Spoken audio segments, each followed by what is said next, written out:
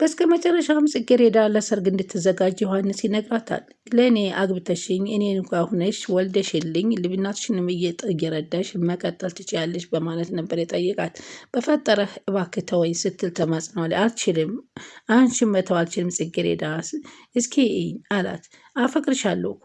ቆይ አንተ ስላፈቀርከኝ ብቻ አብረን የምንኖር ነው እንደ የሚመስልህ? በዚህ መልኩ እንዴት ነው የምንቀጥለው? በዚህ ለአንተ ጥላቻ ያለኝ ደግሞ እየጨመረ ይሄዳል አለችው። ግድ የለሽም አላት።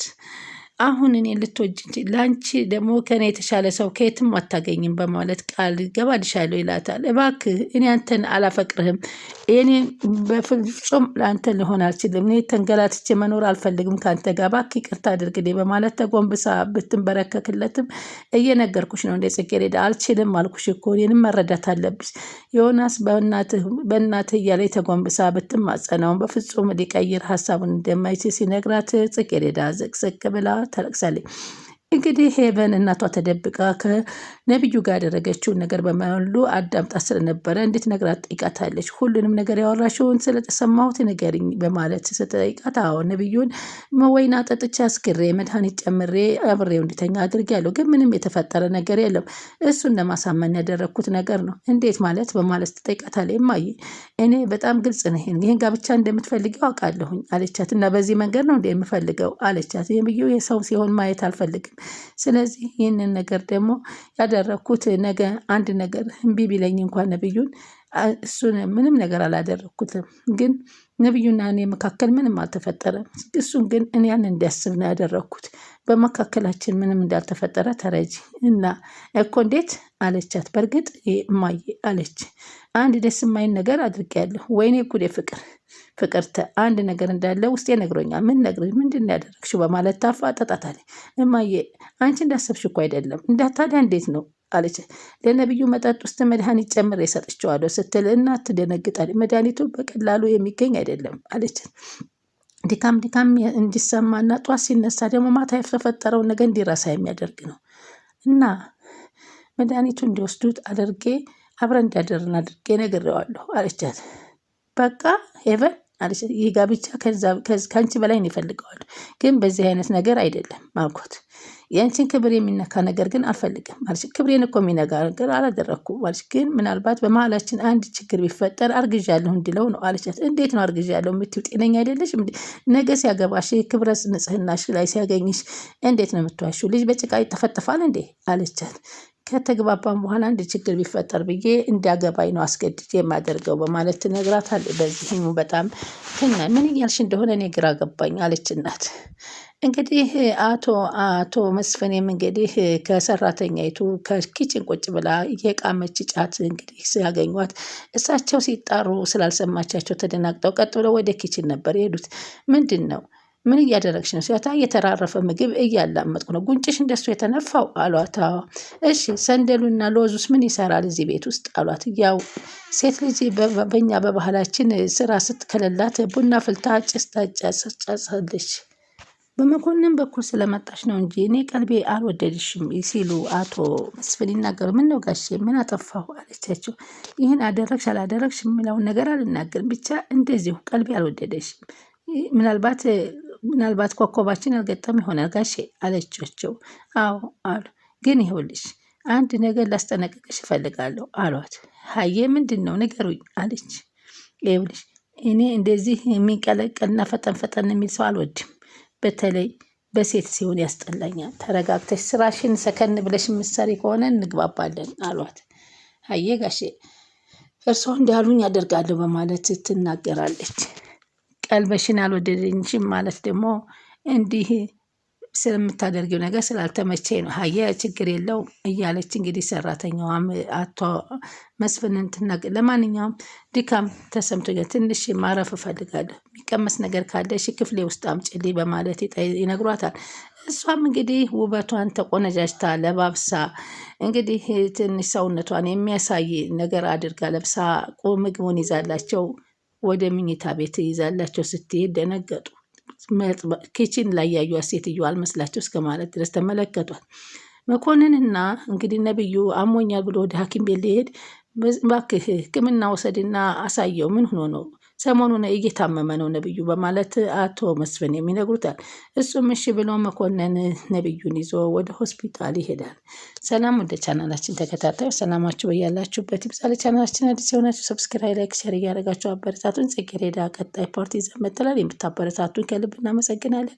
ጽጌረዳ በዚህ ሰዓት እንግዲህ በስከ መጨረሻ ምግብ አምጥቶ ካበላት በኋላ ቁርጥሽን ወቂ ለሰርግ ተዘጋጂ የሚል መልእክት ነበረ ዮሐንስ ያስተላልፈላል። በዚህ ደግሞ ፈጽሞ ልትስማማ እንደማትችልና እኔ ሳልፈልግ በድኔን ይዘህ ለመኖር ከፈለክ ነው አንድ ፍቅር በአንድ በኩል ትዳር ሊመሰረት አይችልም በማለት ብታናግረው በፍጹም ሊቀየር እንደማይችል ነገራት። እናቲቱ በተደጋጋሚ ስትደውልም ስልክ አታነሳም። ምክንያቱም ሀያል ቃላት በተናገረችው ሰዓት በጥፊ ስለመታት ስልኳን ጥላ ነበር። እናቲቱም በመጨነቅ ኪችን ላይ እቃ እያጠበች በፍጹም በሀሳብ ተውጣ ነበረ ወይዘሮ እናቷ ማለት ነው። ከዛም በኋላ ምን ይሆናል እያለች ስትል አጋጣሚ ስልኳንም አንስታ እናቷን የኔ ልጅ ምን ሆነሽ ነው? አይዞሽ እንግዲህ አይዞሽ እናቴ፣ የኛ ኪዳነ ማርያም ጥላት አትሄድም። ድምፅሽን መስማት እፈልጋለሁ። ያው ማየ ለአንቺ የደወልኩልሽ ራሱ ምግብ እየበላሁ ነው፣ አታስቢ ማየ አለቻት። እንደሚስተካከልና ከዚህ ችግር እንደምትወጣ አቅላ ለእናቷ ትነግራታለች። እናቷም የልጇን ድምፅ የጽጌረዳን ስለሰማች በጣም ተደስታ ተመስገን አምላኬ ድምጿን ከሰማው ችግር የለም በማለት ምስጋናዋን ለፈጣሪዋ አቅርባ ስራዎቿን መሰራራት ጀመረች።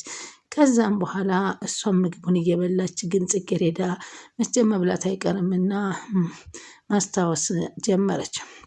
መኮንንና ነብዩ በመንገድ ላይ እየሄዱ ድንገት ለመኮንን ዮሐንስ ስልክ ይደውልለታል። አሎ ሲለው የት ነህ ሲለው አለሁ ምን ነው ፈለግሽኝ እንዴ ብሎ ወደ ሴት ድምፅ ሲቀይርበት እንዴ ጭራሽን አንቺ ማለት ጀመርክ እንዴ አለ። ምክንያቱም ከነብዩ ጋራ ስለሆነ ነብዩን ፊት ሚስጥሩን ለማውራት ስላልፈለገ ነው።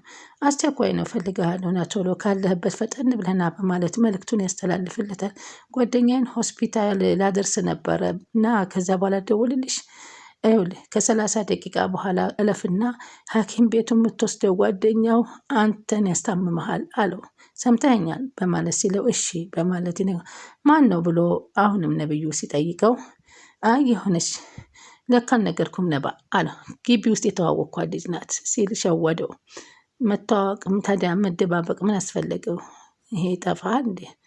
ያው ተዋወቅኩት ትንሽ ወደ መግባባት እየሄድን ነው ከልጅቷ ጋር። ስለዚህ አሁን ደውላ ላገኝህ ነው የምትለው። አንተን ሆስፒታል አስደርሼ እሄዳለሁ አለው። ለእኔ አታስብ አለ። አንተ ግን ልጅቷ ጋር ብትሄድ ይቀልሃል አለው። በልበል ጋሼ ራሱ ምን ብለው አደራ እንዳሉኝ ታውቃለህ። እንዴት ነው ሆስፒታል ሳላደርስ የምሄደው? እኔን አታስብ ልጅቷ እንዳታስጠብቃት ሂድ አለው። ግን እኔ ልመንህ አለው። ችግር የለም አልኩህ እኮ አለ ነብዩ። ግን ማታ ከልጅቷ ጋር ያለውን ውሎህን በሙሉ ትነግረኛለህ አለው። እሺ አንተም ሆስፒታል እንደምትሄድ አደራህን አለው። እሺ እሄዳለሁ ቻው አለው። በሞትክ ነበር ያለው። ሞቱን ነበር የተመኘለት ለነብዩ። ለኔ ስትል ለምን ፍግም አትልም የሚል ነበር ያለው በሚያሳዝን ሁኔታ።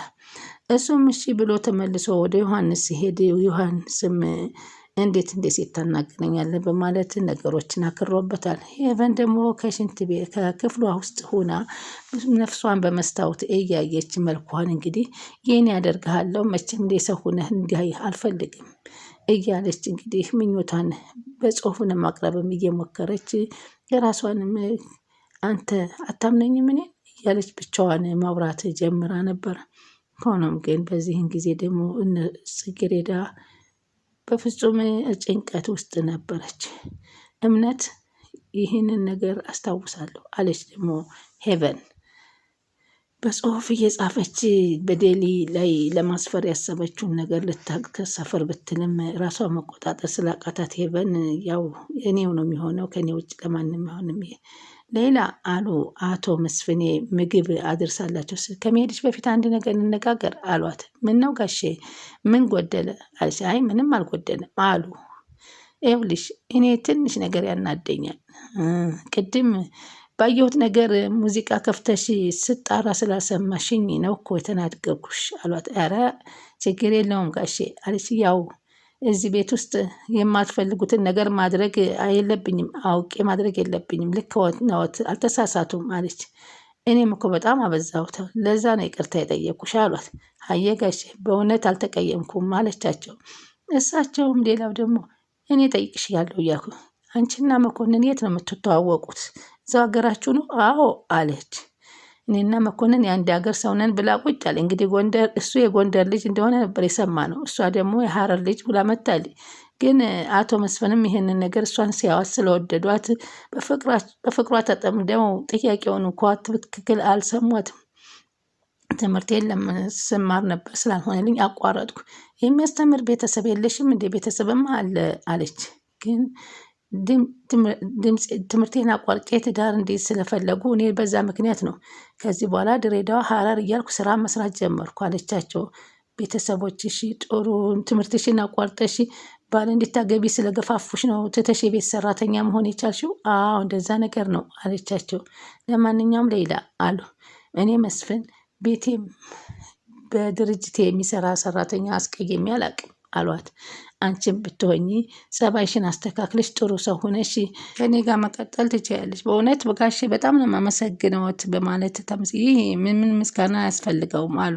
ወይ አሁን ወደ ስራሽ ሂጂ በማለት ያሰናብቷታል። እሷም በጣም ደስ ብሏት እንግዲህ አይደለም ለመኮንን ሳይሆን ለራሴን ይህን ሀብት ንብረት እርስዎን አግብቼ የማደርገው ብላ ምኞቷን እየተናገረች መኮንን እንደምትከዳው እየተናገረች ትወጣለች። መኮንንና ዮሐንስ ተገናኝተው ደግሞ ለመኮንን እንግዲህ ለሰርግ ተዘጋጅ፣ ሰሞኑን ጽጌረዳን አገባታለሁ የሚለውን መርዶ ሲነግረው መኮንን ራሱን ይዞ ማዘንና መተከዝ ይቀጥላል። ምን ነው ምን ሆንክ በማለት ቢጠይቀው መልስ ያጣ ነገር ሆነበት። ያላሰበው ዱብዳ ቃላት ሆነበት። ጽጌረዳን በምን አይነት መንገድ እንደሚያወጣትም ግራ ተጋባ። እንግዲህ ወይዘሮ ሄቨን ፎቶግራፎቹን ከነብዩ ጋር ተኝታ ያደረገችውን ፎቶግራፎች እየተመለከተች ሌሊት ጸጥ ጨር ባለበት በኩል እናቴ ማታይዝ ብላ ጠረጴዛ ላይ ሳላ ላይ ስትመለከት ድንገት ደግሞ ወደ መጸዳጃ ቤት ለመሄድ የተነሳችው ዘርፌ እንግዲህ ድንገት ስታያት ትደነግጣለች። እሷም ትደነግጥና በዚህ ሌሊት ደረቅ ሌሊት ለምን እዚህ መተሽ ተቀመጭ ስትላት አንቺ አስደነገጥሽ፣ ልቤን ልታወጪው ነበር አለቻት።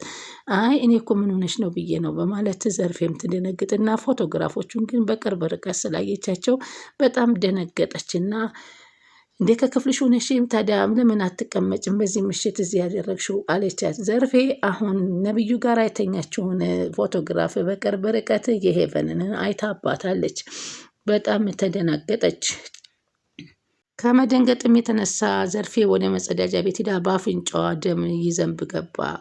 በዚህን ጊዜም ራሷን በውሃ እያደረገች ደሙን ለማቆም ብትሞክርም በፍጹም አለቻት። እረ ሄቨን እኔ በደህናው አይመስለኝም በደረቅ ሌሊት እንደዚህ ብላ ከነብዩስ ጋር ምን አይነት ግንኙነት አድርጋ ነው ፎቶግራፉን ያየው? ስልክ ስለያዝኩ ነው እንጂ ይቅርታ አድርጊልኝ ገብቼ ተኛለሁ ስትላት እንዴት ይሄ ነገር ተከሰተ ብላ በጣም እየተናደደች ትገኛለች። እውነት ዘርፌ ይህንን ነገር እንግዲህ አይታለች፣ ትናገራለች አትናገር የሚለውን ቀጣይ እናያለን። ቻናሉን ሰብስክራይብ ያድርጉ።